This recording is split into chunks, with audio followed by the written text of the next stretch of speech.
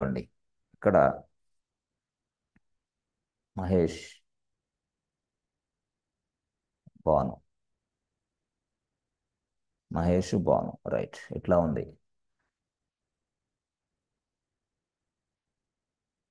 ఈ కాన్సెప్ట్ మీకు కానీ వస్తే నెక్స్ట్ డెవాప్స్లో యాన్సిబుల్ టూల్ అనేది ఒకటి ఉంది.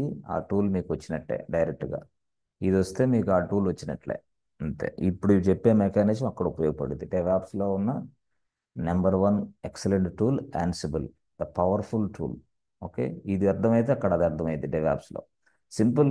లైనక్స్ వచ్చిన వ్యక్తి డెవాప్స్ నేర్చుకోగలడు అంతే. లైనక్స్ రాని వ్యక్తి డెవాప్స్ నేర్చుకోగలడు. లైనక్స్నే చాట్ జీపీటీ గూగుల్ పెట్టుకుంటా వెతుక్కునే వ్యక్తి డెవాప్స్ కాదు కదా. డెవాప్స్ కొంచెం కూడా టచ్ చేయలేడు. రాసిస్తా బాండ్ పేపర్ మీద.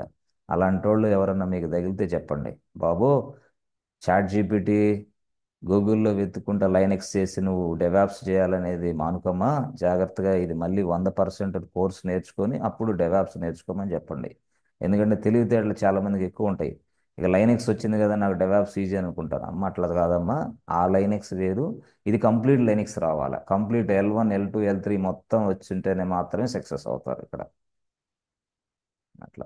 అది కూడా ఎవరు చెప్పాలి? డెవాప్స్ ఎక్స్పర్టే చెప్పాలి ఆ లైనక్స్ని.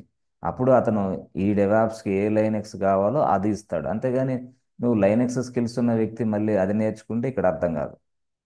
చాలామంది అట్లా కూడా పొరపాటు పడుతూ ఉంటారు. డెవాప్స్లో ఎలాంటి కాన్సెప్ట్లు నేర్చుకుంటే, లైనక్స్లో ఎలాంటి నేర్చుకుంటే డెవాప్స్ని డీల్ చేయగలం అని చెప్పేది తెలియాలంటే అతను డెవాప్స్ ఎక్స్పర్ట్ అయి ఉండాలి. ఎక్స్పర్ట్ చేతిలో ఉంటేనే మీరు ఆల్రెడీ లైనక్స్లో కొన్ని కాన్సెప్ట్లు నేర్చుకుంటే అప్పుడు డెవాప్స్ ఈజీ అయ్యింది అట్లా. ఓకే, ఇది కూడా మళ్ళీ ఒక సూత్రం అనమాట. సరే, సింపుల్. సో ఇప్పుడు మహేష్ ఉన్నాడు, భాను ఉన్నాడు, రైట్. ఇప్పుడు చూడండి. ఇప్పుడు మహేష్ SSH-keygen ఇక్కడ టైప్ చేశాడు అనుకోండి. నేనేం చెప్పాను? కీస్ జనరేట్ అవుతాయి. ఆ కీస్ ఎక్కడ జనరేట్ అవుతాయి? .SSH అనే ఫోల్డర్లో జనరేట్ అవుతాయి. అది విషయం. So the keys will be generated inside .SSH folder. ఇది యాక్చువల్గా ఫోల్డర్లో అవుతాయి. మళ్ళీ ఈ సైడ్ భాను ఉన్నాడు కదా, ఆయన ఏం చేశాడు? SSH-keygen టైప్ చేశాడు. కీస్ టైప్ చేసి ప్రెస్ సెంటర్ బటన్ కొట్టిన వెంటనే మళ్ళీ ఆ కీస్ ఎక్కడ జనరేట్ అవుతాయి? .SSH. ఇది కూడా ఫోల్డరే. అంతే, ఇది కూడా ఫోల్డరే. ఈ ఫోల్డర్లో జనరేట్ అవుతాయి. అదెంత? Number one, number two. ఇది స్టోరీ. సో ఇప్పుడు యాక్చువల్గా ఏం జరిగిద్ది? మనం ఏం చేస్తున్నాం ఇక్కడ అంటే, ఇక్కడ చూడండి. SSH coffee ID, SSH coffee ID ఇచ్చిన వెంటనే ఆ, మనం ఇక్కడ భానుది ఎంత? 5.6.7.8. ఇక్కడ మహేష్ ఎంత? 1.2.3.4 ఐపీ అడ్రస్ ఇది. ఆ, అప్పుడు భాను ఎంత? భాను అని రాసి 5.6.7.8 ఇలా రాస్తాం. 5.6.7.8.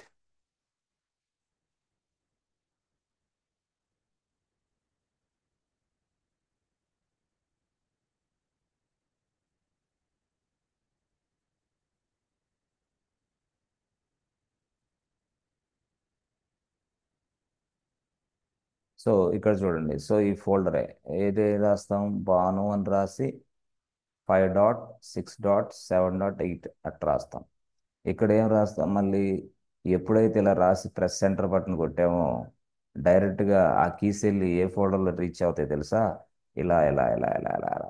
ఇదే, ఈ ఫోల్డర్లోకి వెళ్ళిపోతాయి అవి కూడా. ఏ ఫోల్డర్ అది? .sh లోనే. సింపుల్. మళ్ళీ మనం ఈ సైడు కానీ SSH కాఫీ ఐడి అని కొట్టేసి ఎస్ మహేష్ @1.2.3.4 అని టైప్ చేసామనుకో వెంటనే ఈ కీస్ అన్ని కూడా ఇక్కడికే వచ్చేస్తాయి మళ్ళీ. ఏ ఫోల్డర్ అది? .ssh. అయితే ఇక్కడ ఎప్పుడైతే మీరు ఇలాగా చేసేసారో అక్కడ మీరు చూడండి. చూడండి, ఆథరైజ్డ్ ఫైల్ అనేది ఏర్పడింది. Authorized file. ఎస్, ఆ ఫైల్ మాదిరిగా తయారైపోద్ది ఇక్కడ. ఇక్కడ కూడా ఆథరైజ్డ్ ఫైల్స్ అనేది ఒకటి వస్తుంది. ఆథరైజ్డ్ ఫైల్ ఇది. ఆథరైజ్డ్ ఫైల్, ఎస్, ఇది వస్తుంది ఒకట. అంటే మీకు ఏం లేదు, సింపుల్గా ఆథరైజేషన్ కీస్ అనేది వస్తుంది అనమాట. సింపుల్గా చెప్పాలంటే అయితే ఆథరైజ్డ్ కీస్ అనే ఫైల్ ఇక్కడ ఏర్పడిద్ది. ఎక్కడ మీరు ఈ సైడ్ చేసినప్పుడు ఇక్కడ ఏర్పడిద్ది, మీరు ఈ సైడ్ చేసినప్పుడు ఇక్కడ ఆథరైజ్డ్ కీస్ అనే ఒక ఫైల్ ఏర్పడిద్ది. ఎక్కడ .sh లోనే. ఓకే, మొత్తం కంప్లీట్ అయిపోయిన తర్వాత కూడా మరొక ఫైల్ వస్తుంది. ఆ ఫైల్ పేరే known host. N O known host. ఇది ఇక్కడ కూడా నౌన్ హోస్ట్ అంటే నౌన్ హోస్ట్ అనేది ఒక ఫైల్ మాదిరిగా మీకు ఏర్పడిద్ది. సార్ అసలు నౌన్ హోస్ట్ అంటే ఎందుకు సార్, ఏంటి అంటే ఏం లేదు, this is very very important file. Okay, we store other server identity. This is the file which we are using to store other server identity details ఉంటాయి దీంట్లో.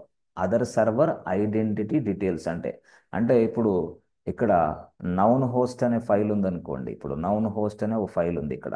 ఇక్కడ ఈ ఫైల్లో ఈ సర్వర్ డీటెయిల్స్ ఉంటాయి. ఓకే ఓకే, ఇక్కడ కూడా నౌన్ హోస్ట్ ఉంటుందా? ఇక్కడ కూడా నౌన్ హోస్ట్ అనే ఒక ఫైల్ ఏర్పాటైంది. నౌన్ హోస్ట్ అనే ఒక ఫైల్ ఏర్పాటైంది. ఈ ఫైల్లో ఈ సర్వర్ డీటెయిల్స్ ఉంటాయి. ఎక్సలెంట్ మెకానిజం తయారు చేశాడు ఎవరు? లైనెక్స్. అందువల్ల అవన్నీ ఏర్పడటం అవ్వటం వల్ల మనకి ఇక్కడికి నుంచి ఇక్కడికి కమ్యూనికేషన్ ఎస్టాబ్లిష్ అవుతుంది. ఇక్కడి నుంచి ఇక్కడికి ఫైల్స్ని మనం ట్రాన్స్ఫర్ చేయగలుగుతున్నాం. ఇది ఇంపార్టెంట్ స్టోరీ. సో ఇదంతా మనం చూస్తాం, ఇప్పుడే చూడొచ్చు, నో ప్రాబ్లం. చెప్పాను కదా, other machine identity will be storing inside this place. This file name is what? Known host. అంతే. ఆథరైజ్డ్ ఫైల్ కూడా వస్తుందా? ఆథరైజ్డ్ కీ అనేది కూడా వస్తుంది ఒకటి, authorized key. So authorized keys అనేది కూడా ఇంపార్టెంటా? అది కూడా ఇంపార్టెంటే. Authorized keys very very important.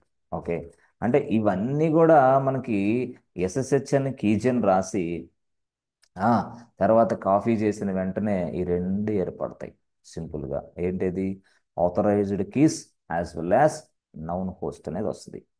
అర్థమైందా? ఇది దీనివల్ల ఆ సైడ్ కీస్ ఈ సైడ్, ఈ సైడ్ కీస్ ఆ సైడ్ ఎక్స్చేంజ్ అవ్వడం వల్ల కమ్యూనికేషన్ ఏర్పడింది. కమ్యూనికేషన్ ఏర్పడిన తర్వాత మనం ఒక ఫైల్ని కాపీ చేయొచ్చు. సార్ సర్వర్ 1లో ఉన్న ఫైల్ని సర్వర్ 2లోకి కాపీ చేయాలంటే కమాండ్ ఏదైనా ఉందా? ఎస్ ఉంది. అంటే సిపి కమాండ్ పనిచేయదా? నో, సిపి కమాండ్ అయితే పనిచేయదు. మరి ఏ కమాండ్ పనిచేసిద్ది? సిపి కమాండ్ కాకుండా మనకి ఇంకొక కమాండ్ ఉంది, దాని పేరు ఎస్సిపి, సెక్యూర్డ్ కాపీ. దాని పేరు ఎస్సిపి. అంటే ఒక సర్వర్ నుంచి మరొక సర్వర్కి ఏదైనా సరే కాపీ జరగాలంటే మనం ఒక కమాండ్ ఉపయోగిస్తాం, దాని పేరు SCP, secured copy. SCP stands for Secure Copy. This is the command or utility which can be used to transfer the data from one mission to another mission. ఒక మిషన్ నుంచి ఇంకొక మిషన్లోకి డేటాని ట్రాన్స్ఫర్ చేయడానికి SCP వాడతాం. అంటే SCP is not only files, it is also for directories. అంటే ఫైల్స్ని ఉపయోగించి copy చేయొచ్చు, డైరెక్టరీస్ని కూడా కాపీ చేయొచ్చు. దేన్ని ఉపయోగించి? SCP ఉపయోగించి. Files as well as directories. అంటే ఫైల్స్ని ఎలాగ కాపీ చేయాలి, డైరెక్టరీస్ని ఎలా కాపీ చేయాలి అంటే సింపుల్, వెరీ వెరీ సింపుల్. చూడండి, ఇప్పుడు యాక్చువల్గా ఫ్రెండ్స్ మీరు గుర్తుపెట్టుకోండి, మనం మహేష్ అనే యూజర్ని తయారు చేసిన వెంటనే లైనెక్స్ ఏమి ఇచ్చిద్ది అంటే, దీనికి ముందు చెప్తున్నా, లైనెక్స్ ఏమి ఇచ్చిద్ది అంటే దీనికి ఒక యూజరు ఐడి ఇస్తుంది, 1001 అని ఇస్తుంది. యూజర్ ఫోల్డర్ ఇస్తుంది, మహేష్ అనే ఫోల్డర్, మహేష్ అనే ఫోల్డర్ని ఇస్తుంది. Right right. ఒక షెల్ ఎన్విరాన్మెంట్ ఇస్తుంది, అదేంది? బ్యాష్ బోర్న్ అగైన్ షెల్ ఇస్తుంది. ఏం యూజర్ నేమ్ ఇవ్వదా? యూజర్ నేమ్ కూడా ఇస్తుంది. యూజర్ నేమ్ వచ్చేసి మహేషే, ఎట్లా ఈ మాదిరిగా ఇస్తుంది. అంతే. ఎప్పుడైతే మహేష్ వర్క్ చేస్తున్నాడో ఆ వర్క్ చేసేటప్పుడు ఆయన ఏ ఫోల్డర్లో వర్క్ చేస్తున్నాడంటే మహేష్ అనే ఫోల్డర్లో వర్క్ చేస్తున్నాడు. అయితే మహేష్ అనే ఫోల్డర్ ఎక్కడుంది అంటే /home, /home అనే దాంట్లో మహేష్ అనే ఫోల్డర్ ఉంది. కాబట్టి మహేష్ ఎప్పుడైనా సరే లాగిన్ అయ్యి వర్క్ చేస్తున్నాడంటే అతను ఈ లొకేషన్లో ఉన్నాడు. ఏ లొకేషను? /home మహేష్, ఈ లొకేషన్ నుండి వర్క్ చేస్తున్నాడు. ఇది మనం అర్థం చేసుకోవాలి. అలాగే ఇప్పుడు భాను అనే వ్యక్తి ఉన్నాడు అనుకో, భాను అనే వ్యక్తి తయారు చేసిన వెంటనే లైనెక్స్ ఏం చేస్తుంది? వెంటనే లైనెక్స్ అనేది భాను అనే యూజర్ని తయారు చేస్తుంది.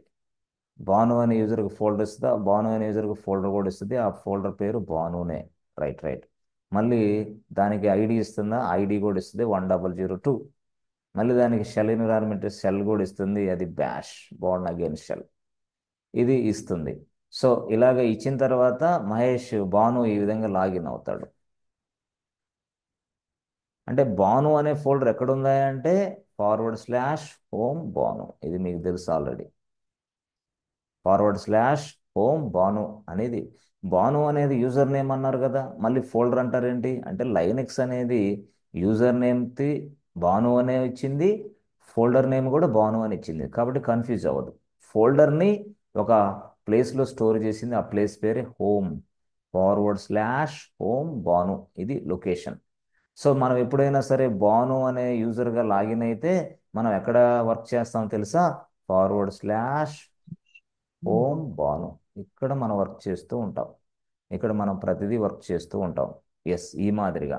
ఇప్పుడు నేనేం చెప్తున్నానంటే ఇక్కడ భాను అనే లొకేషన్లోకి మహేష్ నుంచి భాను అనే లొకేషన్లోకి ఒక ఫైల్ పంపించాలా, భాను అనే లొకేషన్లోకి ఒక ఫైల్ పంపించాలి. మరి ఆ లొకేషన్ ఏంది? /home భాను. ఇదేం లొకేషన్? ఈయన ఇక్కడే ఉంటాడు. Yes, is available inside this place. ఈ ప్లేస్ నుంచి ఈ ప్లేస్లోకి ఫైల్ ఒకటి కాపీ చేయాలా. మరి కాపీ చేయాలంటే మరి ఆ ప్లేస్ని మనం మెన్షన్ చేయాలి. ఏమని? /home భాను ఇది మెన్షన్ చేయాలా ఎప్పుడైనా సరే. ముందేం మెన్షన్ చేయాలా? SCP coffee. ఏ ఫైల్ని? మనం ఫైల్ 1. ఓకే ఓకే, అంతే. ఫైల్ ఎస్సిపి రాసి ఫైల్ 1 రాసి ఆ, ఎక్కడికి పంపించాలా? భానుకి. అప్పుడు మనం రాయాల భాను సర్వర్ ఐపీ అడ్రస్ ఎంత?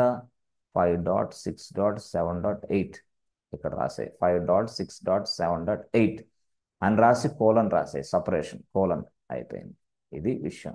సో ఇప్పుడు దీనివల్ల మనకి ఏమొస్తుందంటే బాబు, అంటే మహేష్ అనే వ్యక్తి ఫైల్ 1ని భాను అనే వ్యక్తికి ట్రాన్స్ఫర్ చేస్తున్నాడు. అప్పుడు భాను ఏం చేస్తాడు? భాను అని రాసి 5.6.7.8 రాసి, భాను అడ్రస్ ఏంది? లొకేషన్ /home భాను అయిపోయింది. ఇట్లా ఈ మాదిరిగా భాను అనే ఫోల్డర్ లోపలికి భాను అనే యూజర్ దగ్గరికి ఈ ఫైల్ 1 రీచ్ అయితే వెంటనే ఇక్కడికి వచ్చి పడేస్తుంది ఫైల్ 1, అంతే. ఎస్సిపి అనేది ఏంది? ఒక కమాండ్, ఒక utility. Transfer the data from one machine to another machine. అంటే ఇప్పుడు ఎప్పుడైనా సరే మనం ఇక్కడ ఈ మిషన్లో ఉంటే ఇది మనకు లోకల్ మిషన్ అయింది, అది రిమోట్ మిషన్ అయింది. రిమోట్ మిషన్ దాన్ని మనం ఇంకో భాషలో చెప్పాలంటే టార్గెట్ మిషన్. Target machine. ఇంకో భాషలో చెప్పాలంటే destination. Target, remote, what ever it is, ఇది మొత్తం ఇదే భాష. డెస్టినేషన్ అన్నా, టార్గెట్ మిషన్ అన్నా, రిమోట్ మిషన్ అన్నా మొత్తం ఇదే. సో ఇక్కడ లోకల్ మిషన్ అంటే ఏంది? మనం పంపించేది ఎక్కడి నుంచి పంపిస్తున్నా దాన్ని లోకల్ మిషన్ అంటాం. మన లోకల్ మిషన్ నుంచి డైరెక్ట్గా డెస్టినేషన్కి ట్రాన్స్ఫర్ చేస్తాం ఒక ఫైల్ని. ఆ ఫైల్ అక్కడికి వెళ్ళిపోతుంది with the help of SCP. SCP రాసి భాను 1 రాసి భాను ఐపీ అడ్రస్ ఇచ్చి ఎక్కడికి పంపించాలో రాయాలి. ఆ పంపించే ప్రిలెస్ ఇది. భాను సర్వర్లోకి వెళ్ళి /home భాను అనే ఫోల్డర్లో ఈ ఫైల్ 1 కాపీ చేయమ్మా. ఏం సార్ ఈ లొకేషన్ అంతా ఇవ్వకపోతే కాపీ అవ్వదా? అవ్వదు, జరగదు. ఎందుకంటే లైనక్స్ తెలియదు కదా, where should I copy, please specify అని చెప్పిద్ది లైనక్స్ మళ్ళీ. కాబట్టి ఇది కమాండ్ కాపీ చేయడానికి. ఓకే, మరి ఫోల్డర్ కాపీ చేయాలంటే ఎస్సిపి రాయండి. ఓకే, ఫోల్డర్ పేరేంది? ఫోల్డర్ 1 అని రాయండి. ఓకే, ఎవరికి పంపించాలా? భానువుకి పంపించాలా. భాను 1 రాసి 5.6.7.8 రాసి కోలన్ రాయండి సపరేట్గా. హోమ్ భాను, అంతే. అంతే, ఫోల్డర్ 1 వచ్చేసి ఇక్కడ కాపీ అయిద్దా? అంతే, ఫోల్డర్ 1 వచ్చి ఇక్కడ కాపీ అయిపోద్ది. అయితే ఇక్కడ వాడేం చెప్పాడంటే బాబు, ఫోల్డర్ని నువ్వు ఎప్పుడైనా ఉపయోగించేటప్పుడు ఫార్వర్డ్ / అవన్నీ ఉపయోగిస్తున్నావు కరెక్టే, కానీ ఇక్కడ మాత్రం -r ఉపయోగించాలన్నాడు. -r recursive mode. అంటే ఫైల్స్ తోటి వర్క్ చేసేటప్పుడు అవసరంలే, ఫోల్డర్స్ తోటి మరి వర్క్ చేసేటప్పుడు కావాలి. అంటే ఎస్సిపి రాసి -r రాసి ఫోల్డర్ నేమ్ రాయాలి. అప్పుడు ఫోల్డర్స్ కాపీ అవుతాయి. ఇదేమో ఫోల్డర్స్కి కాపీ చేయటం, అదేమో ఫైల్స్కి కాపీ చేయటం. ఎక్కడ? ఒక మిషన్ నుంచి ఇంకో మిషన్.